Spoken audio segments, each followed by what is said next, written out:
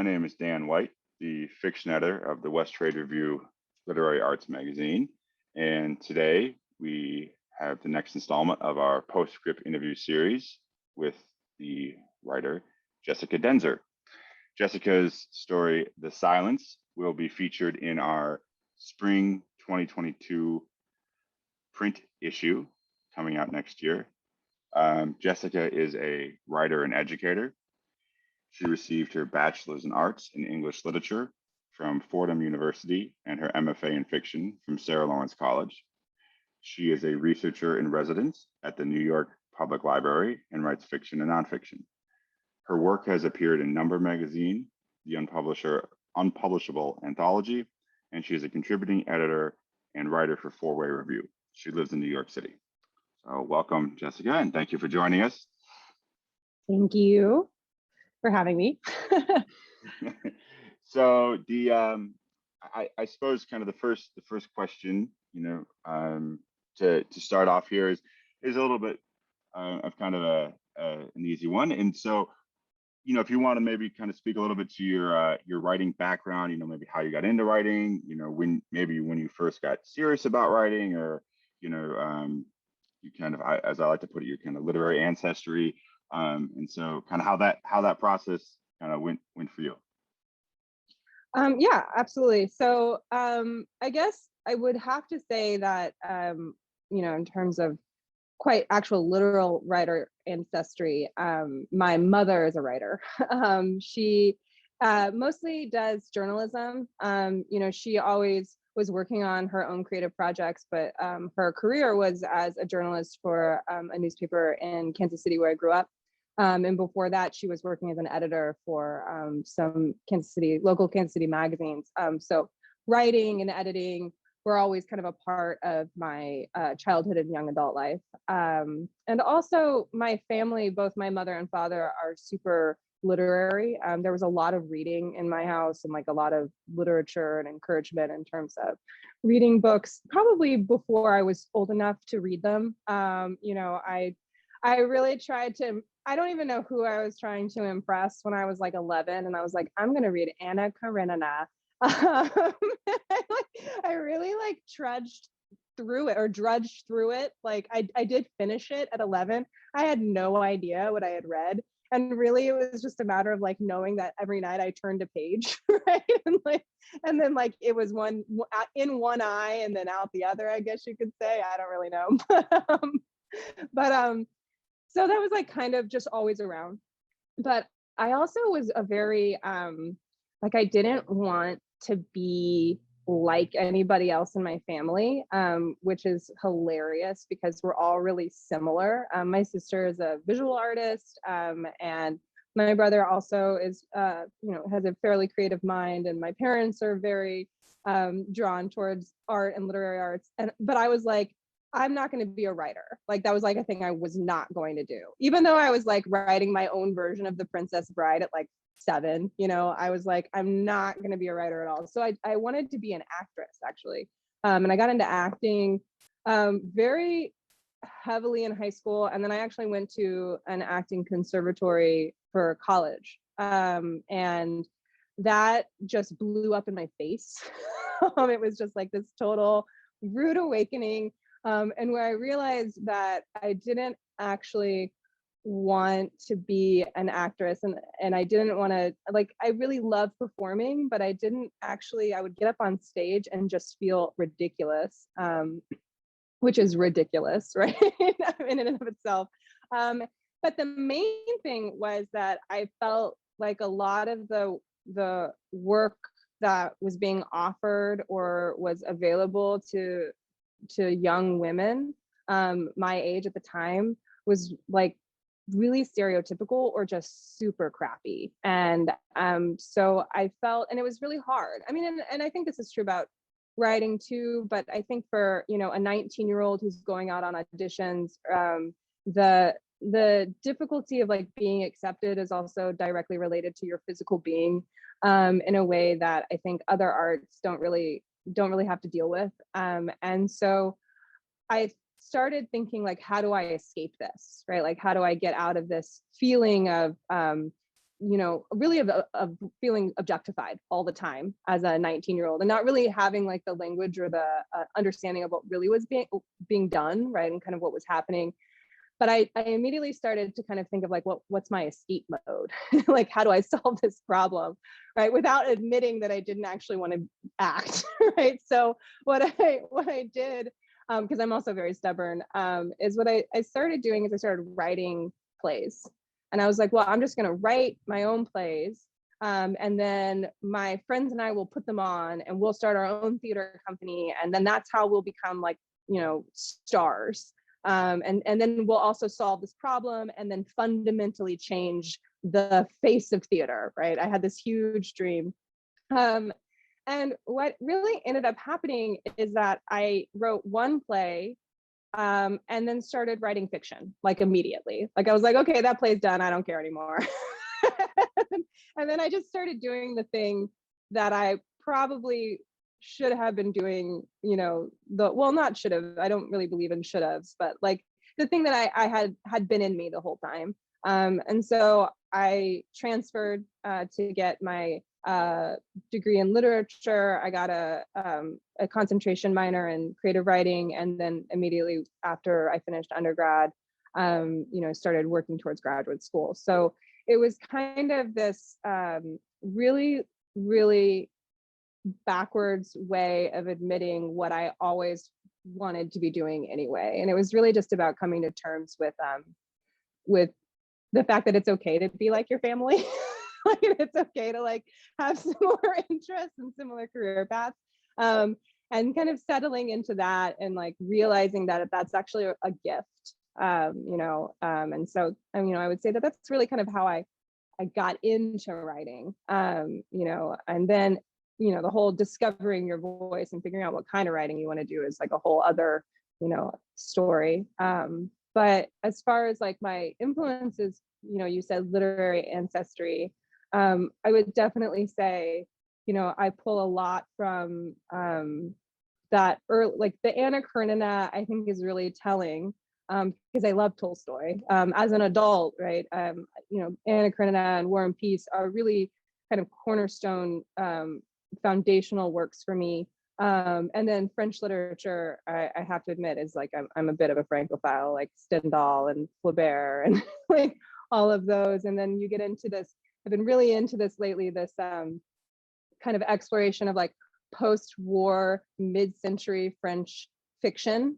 The New York Book Review, like NYRB, has like an amazing selection of that. I've just been buying all of these writers and just reading these kind of crazy, you know, they're not, I wouldn't really call them experimental, but most of the time the language is just so thick. And I think that's what I really love about French literature in general, but especially when you get into the mid-century, this like thick, kind of winding language where you're like, you feel like you're like almost in like a forest all the time. And then you're like, oh no, something just horrible happened, right? Like, you know, and then the story gets kind of crazy. And Bolaño, you know, like Bolaño does that too. And I would say he's definitely a massive influence as well. And really all of that kind of thick, anything with thick language, I'm in love with. Virginia Woolf, Proust, all of that, you know, I'm there. I'm with them hanging out at their dinner party. That's a fantastic answer to my first question. No, I think that's great, and I love kind of, you know, hearing about a somewhat of a, you know, a different path, and I think so many people do have that, which is it's Mhm. you know, and there's always this, seems that everybody has this idea that everybody else has this very traditional path, but none of us actually have that, right? So that's great. Right. Um, so, you know, one thing, and of course, you mentioned that you pretty quickly, you know, after completing your undergrad, you went into the MFA, and I know Mhm. that's you know, sometimes it's maybe controversial is too strong, but at least a charged topic of conversation sometimes in the Yeah, literary world is an absolutely. MFA. So, would you like to, you know, and I, of course, you know, Sarah Lawrence is of course well known. You know, could you speak to that a little bit? Maybe your experience with the MFA. You know, how'd you kind of decide to that, and maybe how that, you know, more to our purposes here, maybe how that kind of shaped your, if at all, I'm sure it did, but shaped your kind of influences and your writing voice as you kind of say. Yeah. absolutely. I have a lot of opinions about an MFA. When I first decided to go to graduate school, like it was a very romantic idea, right? It was like this idea that, and I didn't really know. And I think this is in some ways, it's very indicative of my character. And sometimes I think it's really great. And sometimes I think it can be a bit of a problem. It's usually more of a problem than it is really great. But I tend to not pay attention to a lot of the kind of the world around me. Not, and that's not necessarily true. I do pay attention to the world around me, but like these kind of larger conversations that are happening about kind of like the nuts and bolts conversations, right? So like I had no idea at the time when I was applying for graduate school that it was such a controversy, right? That like whether or not you needed an MFA, or if an MFA was a racket, or like what it really meant to get this kind of terminal degree that really doesn't necessarily mean a whole lot. But I also wasn't really thinking about like what it meant politically, or in relation to like economy and capitalism and all these things that I'm constantly thinking about now. At the time, I wasn't really thinking about it. I was just like, I want to be a writer, right? Like I just want to write, and this is what you have to. In my mind, it was like, this is what you have to do to write. And I think it was because I had like kind of stumbled through this like period of time of like acting, and then like there was a break between, I had to take a break in my undergrad before I could finish it, and so there was like about a year and a half where I wasn't in school, and then I finished it a little bit later than I had liked, and I was just like, I just want to get going. And so when I applied, that's really what was on my mind. It was like, I want to be a writer, and this is how you become a writer. You go and you study with these great writers, and they give you all their secrets, and then you're a writer. And that was like what I thought was going to happen. I went to one of my professors who I really admired, and I asked him if he thought I should transfer. I was like, do you think I should transfer? Do you think I should leave? Like, what would your advice be for how I'm feeling right now? And I listed off a couple of schools that I was thinking about, reapplying to or transferring to. And one of them had been the place that he had gone. And he said to me, and I think this is the wisest thing that anybody could say in general about the MFA, which is, he was like, it doesn't matter where you go. Like you could go to like, what is considered the greatest writing program in the world, or you could stay here, or you could go anywhere, right? It doesn't really matter. It's not about that, right? Like this is a period of time that you are choosing, and you've like blocked off for yourself to become the writer you're going to be. And nobody can teach you how to do that. Like we can tell you what to read, and we can give you craft tools and tips, and we can talk about theory all day long, but the only person who's going to really teach you how to be a writer is yourself. And so the way you should be thinking about the MFA is thinking about it as this opportunity that you're giving yourself to really explore who you are as a writer, and then let everybody else go. Who's like, nobody else here matters. The workshops only matter so much as that you become a better reader, and that translates into you becoming a better writer. The craft talks and the craft classes matter so much as that you take in this information and you think about whether or not it applies to you, right? And I really needed to hear that. And I think that it's a really important thing to think about in that controversy about the MFA, is that there are so many problems related to higher education in general. I teach in higher ed. I'm an exploited adjunct, right? That's a problem in and of itself, right? There are a lot of problems with higher ed that relate to capitalism and consumption and consumerism, in a lot of ways that I'm very uncomfortable with, especially as somebody who works in it.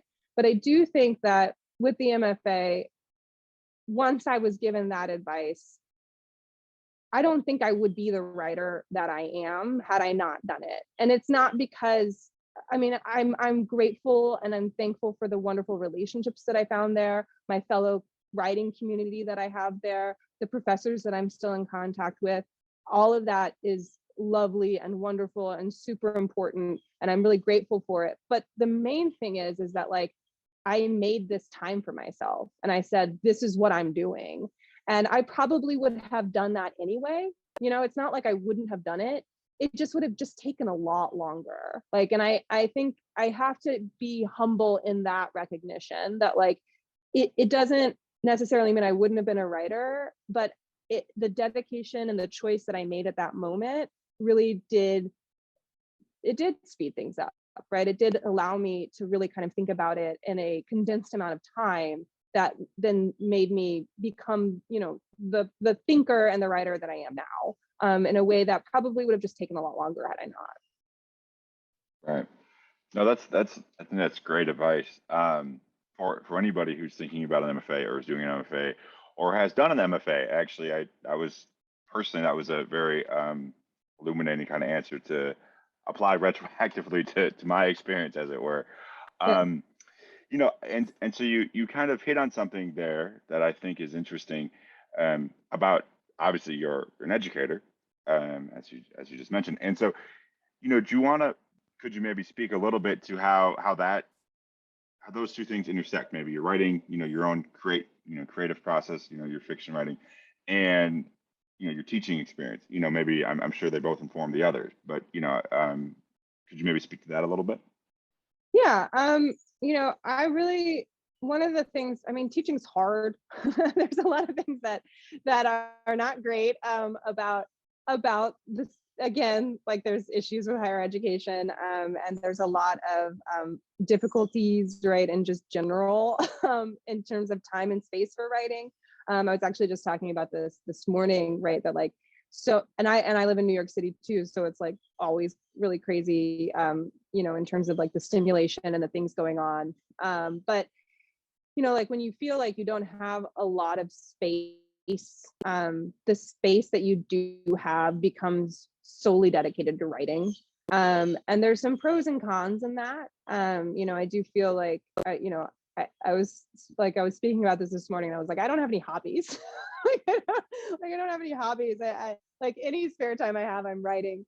But you know, the one thing that I will say that I really do love about teaching, and why I keep teaching, even though it's not always in an ideal situation, is because it's very easy to kind of develop these classes, and to you know, create these syllabi that work so perfectly with what I'm wanting to think about and what I'm wanting to write. And so, and then what I'm wanting to write and what I'm wanting to think about often informs how I'm developing and structuring these classes.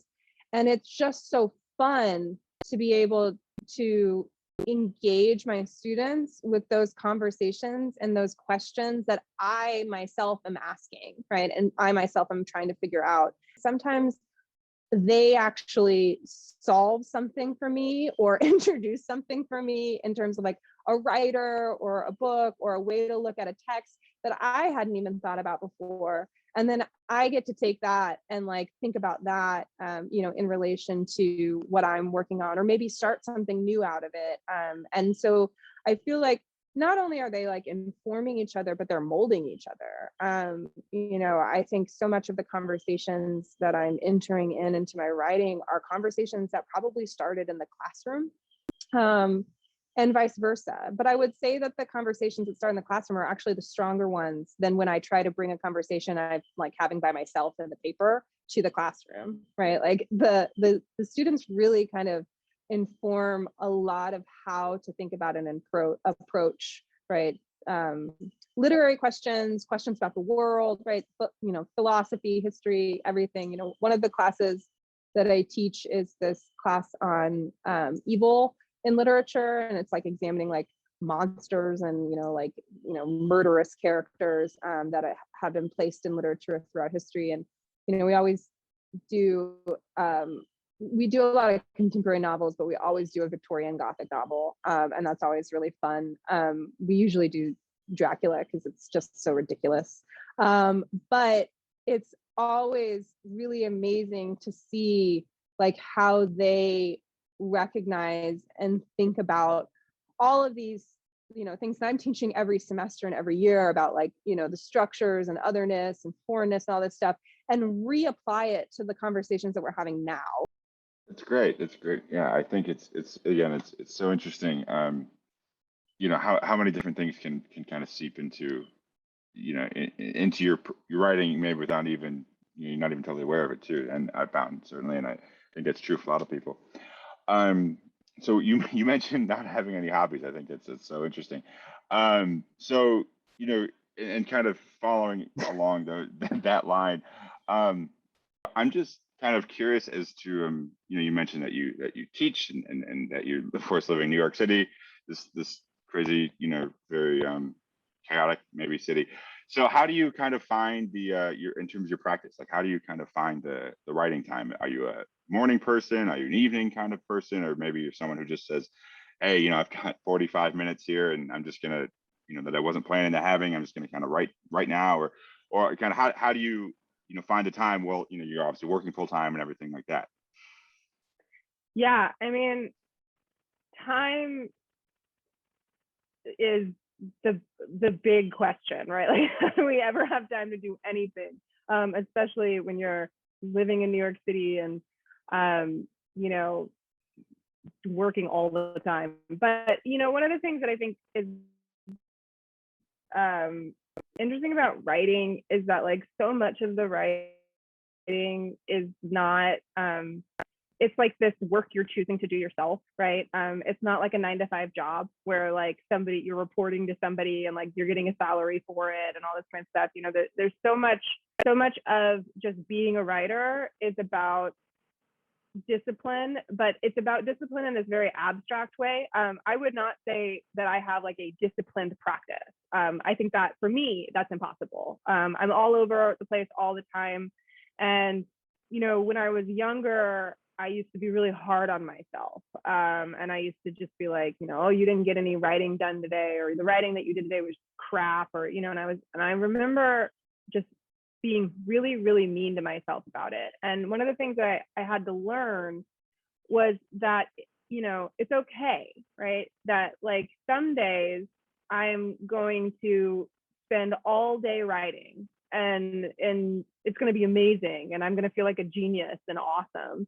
And other days I'm going to have the whole day to write and nothing good is going to come out of me. And I'm going to feel like an idiot and then I'm going to just, like, go watch some TV or read a book or, like, go for a long run or something. And then I'll feel very unproductive, but that's just what happened, And then other days, the work, like the teaching work, is going to take precedent. And then, some days, and I've started to get more comfortable with this, some days the writing work will take precedent over the teaching work, and then I'm just going to have to be really comfortable being super behind in grading and, like, figure that out later, right? And so it's kind of really more a juggling, not necessarily for me of time, as it is as much like a juggling of, like, what I'm willing to recognize as, like, catch up work, right? And what I'm going to feel guilty about. But I think that the rule of, like, not being too hard on myself really helped me learn that it's all a part of the process, right? So that's, like, kind of what we were talking about earlier with, like, what's so great about teaching and, like, being able to have these conversations and stuff. Like, when I first started teaching, I didn't really recognize that. Like, I didn't recognize what I was gaining from that experience in the classroom. And it wasn't until probably, I've been working on a longer work for a while, and it was probably about the fourth draft of that when I completed that. And I went back and read it, and I realized, like, how much I was actually taking from the teaching work that I was doing. And then I started a collection I've started to compile a collection of essays that are directly related to these big questions of literature that I'm asking in my classroom. And then so it was almost more of a more conscious version of the same thing, right? Like, now I'm doing it consciously, whereas before I was definitely not necessarily aware of it. But I think that, in terms of process and, like, having the time to do things, I think just knowing when to put a word on the page is really all I can give myself, right? Knowing that like when I have an idea, like it's okay if everybody thinks I'm really weird for like suddenly stop talking and just walk over to a notebook and write something down. I can apologize. I can be like, I'm sorry, I just had an idea. I had to put that down. It's okay if, you know, I'm listening to somebody and they're talking to me and it sparks something in my mind. That's all a part of the process, and like recognizing that and you know, being aware of that actually I think helps the actual work, so that when I do have the time, like even if it's 45 minutes or 5 minutes, like I'm actually am producing something of worth, rather than feeling like having those days where I'm like, I didn't do anything and I'm a terrible writer and I hate myself. Those are like less and less, you know, they're less and less, because I recognize myself as engaged in the process all the time, right? It'd be something, it's similar to kind of like what I tell my students, which I think they get kind of annoyed with me about, but like I'm always telling them, take the holistic view, right? Like think about how all of this works together. And you know, I'm constantly telling them that, right? And it was a lesson that I had to learn too, right? That like so much of writing is the attempt to present the human experience on the page. And so if we're not embracing the human experience as we're living it, then how are we honestly going to render that on the page? And I think that once I realized that, or like came to terms with that, my writing just got better, even if I had less and less time. So, you know, I don't have a routine. I'm not a morning person. You know, I wish I was. I wish I was that like very picturesque writer who like wakes up at like 5 o'clock and like has their cup of coffee and like looks out into the sunset and writes some beautiful poem. I'm like asleep, not waking up, hitting the snooze button all the time. So I really don't have like a routine that is you know, like that I stick to. But I do make sure that I get something on the page every day. Another really good piece of advice that a professor I had at Sarah Lawrence said was, you know, just open the document, right? Look at some sentences every day. You know, see if you can change a comma here or choose a different word there, right? Just keep it alive.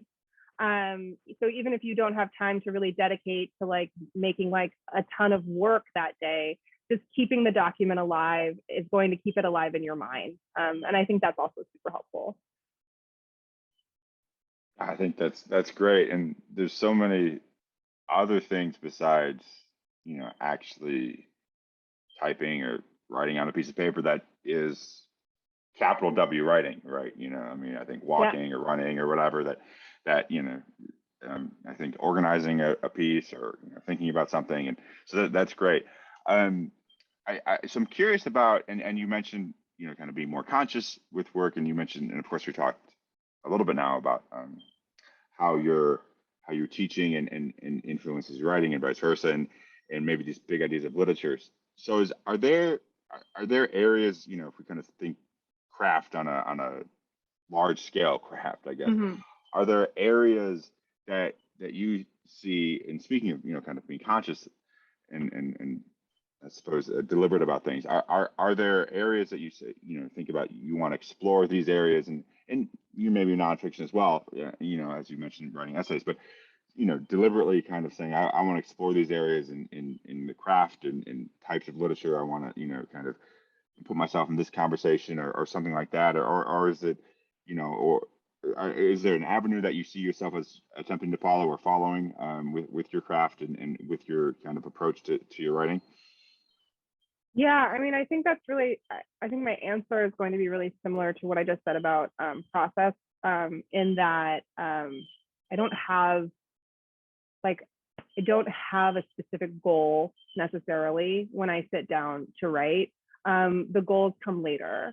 A lot of what begins the work is just like, I might have a sentence running through my mind, or like, you know, like thinking about a particular character that I'm reading or teaching about, or an image, right? I am very image based. You know, a lot of my ideas are coming out of just kind of thinking about scene.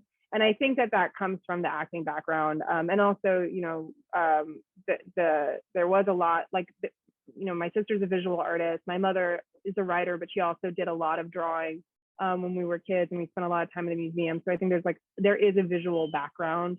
My father loves film.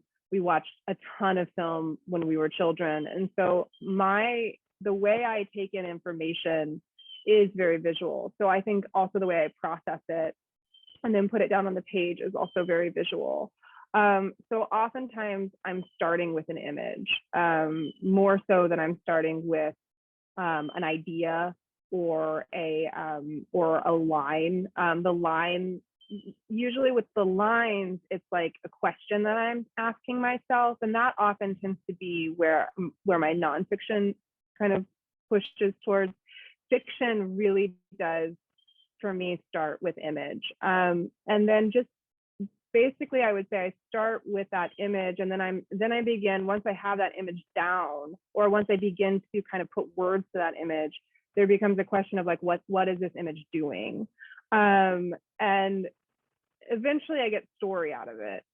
Eventually I get story out of the image. And then I would say, in terms of like the voice and what I'm wanting to do with the voice and how I get there, that part of the craft comes probably after the image is on the page.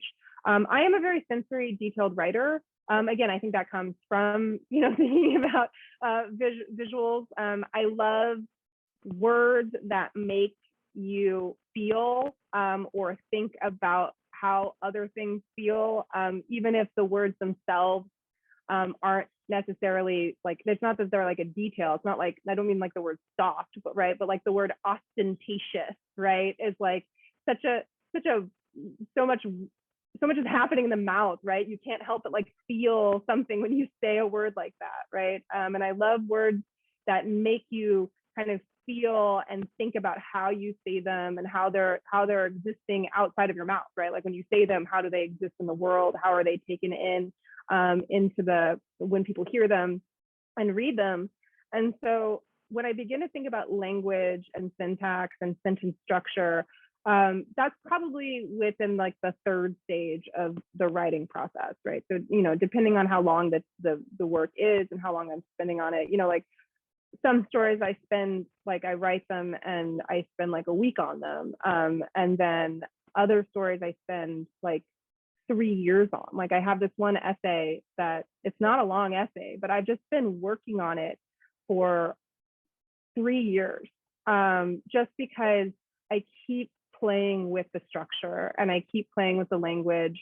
And I'm thinking about the language as it relates to other works that, like this essay in particular, I'm thinking about, the voices of like Maggie Nelson or Anne Carson, poetry that I've, been looking at recently, like Rachel Isaac Griffiths, right? So like there's all of these other voices that I'm kind of playing with to kind of think about how they're in cross conversation with the work that I'm doing. And when I end up doing that oftentimes I find myself working on these things for like 3 or 4 years. And so then what I'll do is I'll be like, I need to write something like short and quick and like, and that in and of itself is its own fun craft process, in which what I'm focusing on maybe isn't necessarily the idea as much as it is the image itself, or like the kind of how the image creates or pushes the story. Meaning becomes less important in those moments, and because I want the words to create the meaning for me, right? Like I don't want to drive the meaning. I want to learn what it is, and so that I would say is another kind of, and that's through language, right? That I'm kind of doing that.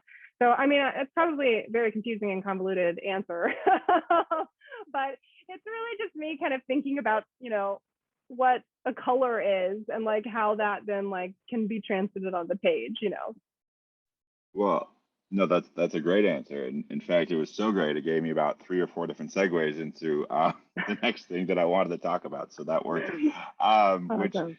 is, of course, The Silence, the story that you have coming out in our spring issue, and sensory details and imagery. And, I think, just a a kind of a picture in the mind guy, I can absolutely see how all those things are at the core, and they are at the core of that piece. Mm-hmm.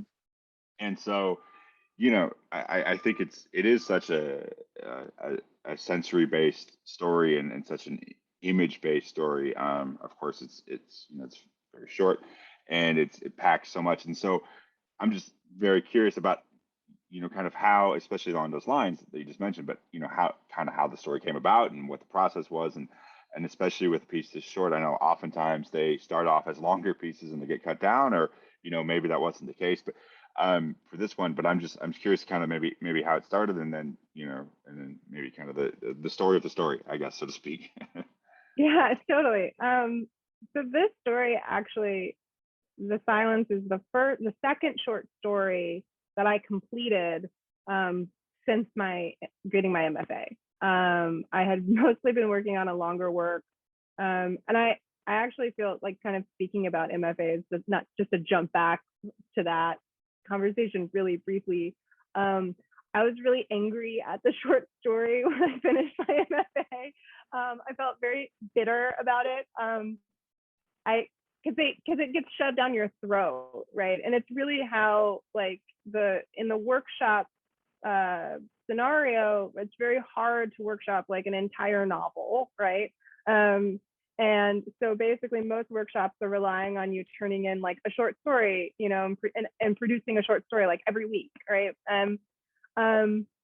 I just did not work that way. Like, I just don't work that way. Some of the things that I write come out very fast, and then some of them it just takes a while. Like, I really don't know what I'm doing when I'm doing it. I don't know why I'm doing it. And I am a very thorough, and I do have quite an analytical brain, and sometimes it can get in the way. And so with the short story, with a novel, you can kind of like let it just like allow yourself to be really dumb for a while, and then like go back and kind of figure out what's working, what's not.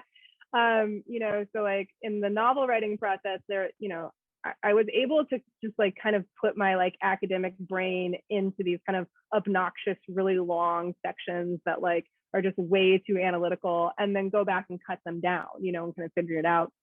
With a short story, I found that very difficult. And I also felt like I was kind of being, again, this goes back to like what I was saying about being young, and kind of thinking I'm supposed to be doing something and not realizing that I can do whatever I want. This idea that I'm supposed to be this kind of writer, rather than, I can explore these things in many different ways. So by the time I got out of my MFA, I really hated the short story. I felt like every short story I had ever written was really, really, really bad. I hated talking about it. And I had this whole thing about like, why do they expect every writer to be a good short story writer, right? They don't expect every short story writer to be a good novel writer, right? So why do we have to assume that like, we're a jack of all trades? And so I was almost like resistant. I was like protesting writing the short story. But this summer, I had gotten into a couple conversations with somebody who was doing a workshop at Kenyon, and they were just talking to me about their prompts. And I was like, those prompts sound fun, right? Like, I want to like, and I just suddenly wanted to, I'd finished, kind of completed a longer project. I'd like, been kind of put the things that I've been working on for a long time aside. And I just kind of wanted to do something fun. And I was like, those prompts sound really fun. And one of them was to write a story with the collective we, in which there's more than one character, but it's only told through the we pronouns. And I was like, that's interesting. I want to try that. Now, The Silence does not follow that totally. It's not like it starts out with a we, and then I just like go my own way.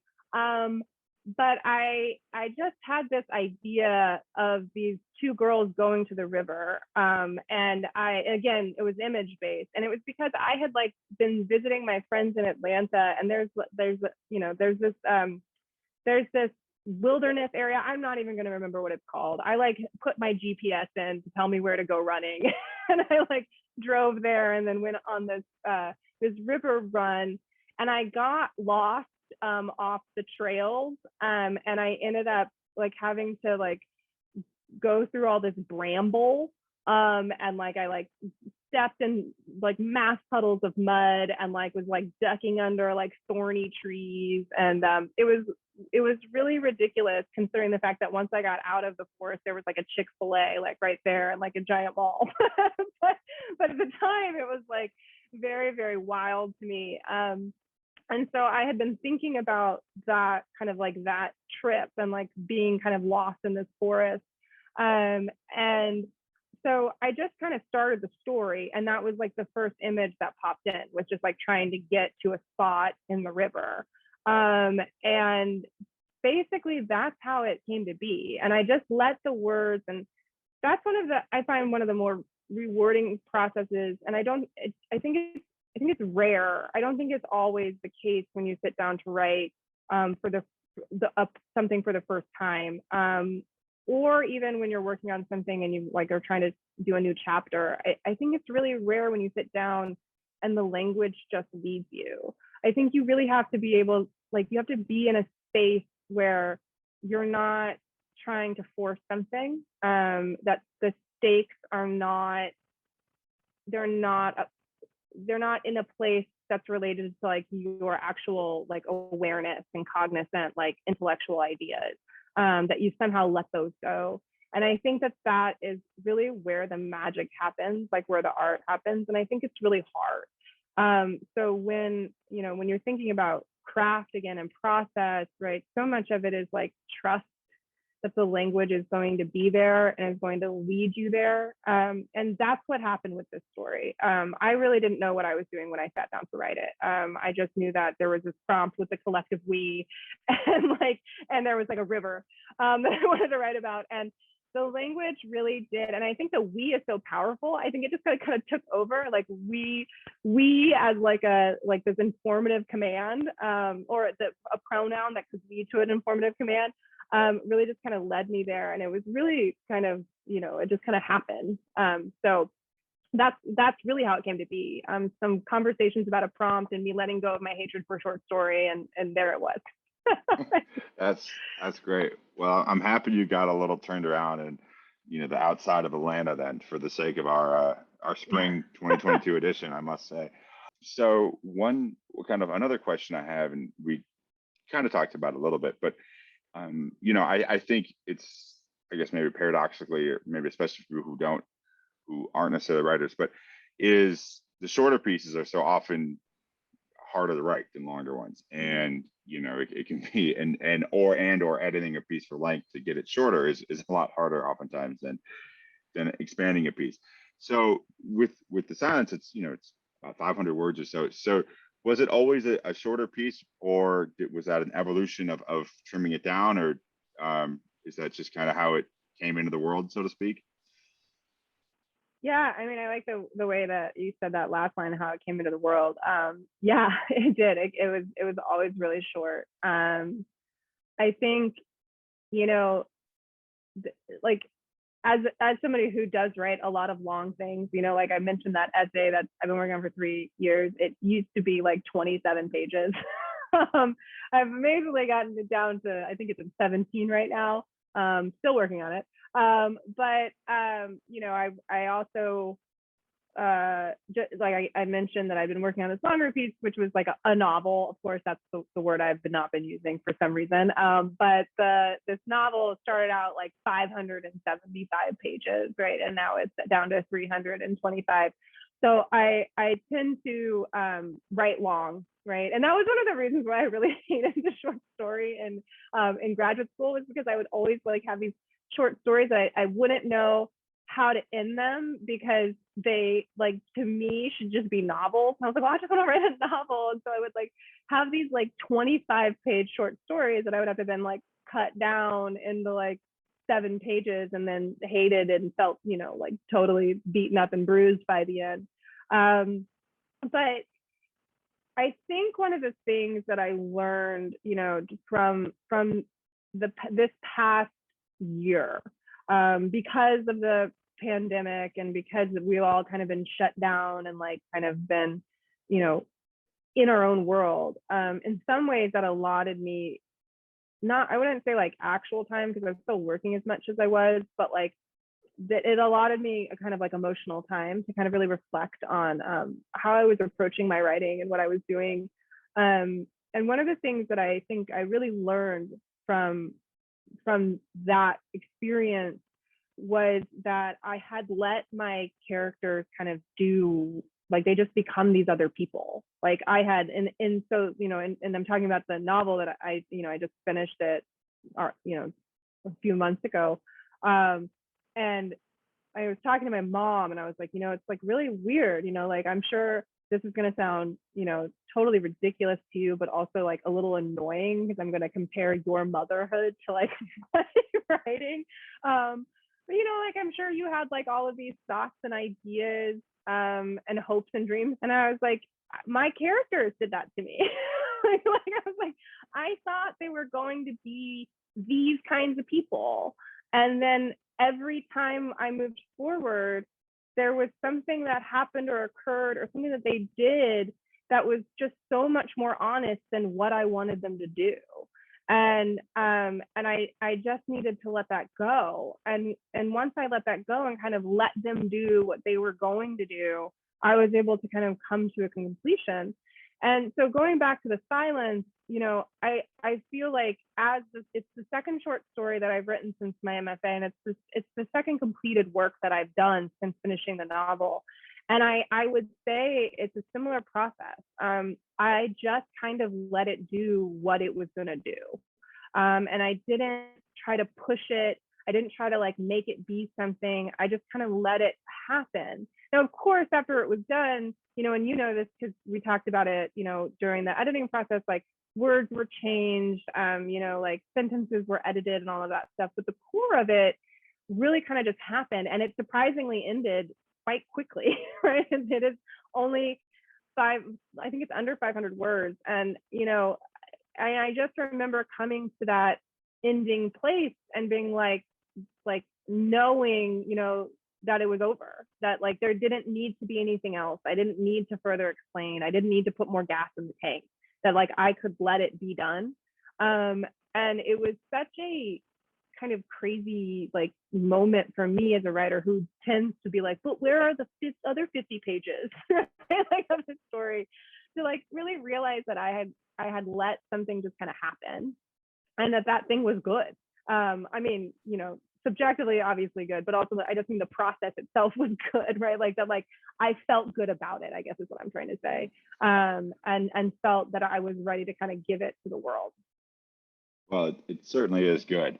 We can say that, but I think that's great. I think that's it kind of sounds like you hit the process jackpot with that story. You know, I think that's such a great experience that, you know, I'm a little bit envious of it actually. But you know, but okay, so you mentioned the ending, and I do, you know, want to touch on the ending a little bit, and of course, you know, it's as you mentioned, it's under 500 words. It's a very short piece, very powerful piece, and a lot of that, you know, the imagery and the sensory details we talked about provide a lot of that, but of course the ending provides a lot of that, and so the ending feels, and I know it is very carefully calibrated, the balance between you know, in terms of your information release, your detail release, and you know how much kind of specifics you give about the fictive world. And it feels like a very calibrated balance between you know, you don't want to overwhelm the rest of the piece, but you of course want to give it that poignancy at the end, that emotional kind of weight. And so I'm kind of curious about that. Was that a process, specifically the ending, where you did have to go back and look at it a little bit, or was that also just like kind of the rest of it, where you just kind of found a few details to include, and I know you and I worked in the editing process as well a little bit, but for the most part it stayed what it was, and so you just kind of found these details in this moment and this is what it was, or did you work on that a little bit more than the rest of it, or was it just like everything else, it just kind of came in and, you know, nearly perfect as I guess as it turns out? That's not what I was saying, but no, but that's my words. That's my words. Well, I mean, I will say that it ended like basically, you know, without giving anything away, like I got to like the paragraph before the actual ending, where I knew it was time for my characters. I'll just say it was time for them to go home, right? Whatever that means. I knew that it was time for them to go home, and I was thinking like kind of why they did that, right? Like what? Because like the whole push of the story again was just like this image of these two children, like at this, and to me, I don't give the ages, but they are children to me. And they this image of them kind of just going off on this like journey that seems very strange, and like it's very like it's a very odd thing that they're doing, and it's all about like sound, right? So a lot of the story is about sound and like making sound, and kind of breaking silence. Really, one of the questions that I was asking myself was why, right? Like what is it that would cause the need to do that? I wouldn't say I thought about it too much. I think when I let myself think too much, that's a problem. Like I can get myself into trouble. That's when I get the 50 pages. And so I didn't think about it too much, but I did kind of let myself go there. I did have a bit of a nervous feeling about going where the story goes. I was worried that it was going to come off like really heavy, and it is, but I let it be.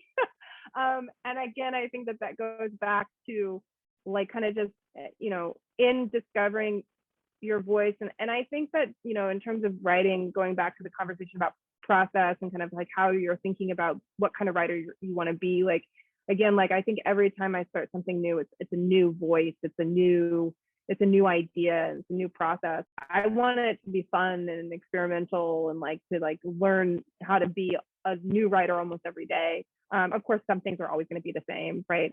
Again, like I said, I love sensory language and image based and all that kind of stuff.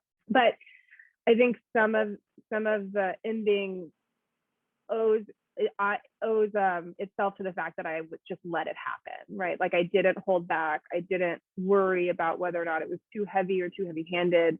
And what I mostly was interested in was the juxtaposition between sound and silence, right? And kind of like what would be the opposite, but also the push or the impetus to go and break silence. Like why would you feel the need to go and break silence in the way that these characters do, and how does that manifest in a scene? And it's a very short scene. It's not even like it's a tiny paragraph that kind of gives you what, and I guess it's not even really scene, it's like a description. But I just really wanted to kind of create something, so like something that would weigh out, right? Like to create a balance between this kind of absurd and ridiculous thing that these two children are doing, but like so that the story itself becomes balanced. And so it was really thinking about that, right? Like this sound and what sound is and what silence is, and how do we find them kind of being so opposite and yet creating a kind of balance.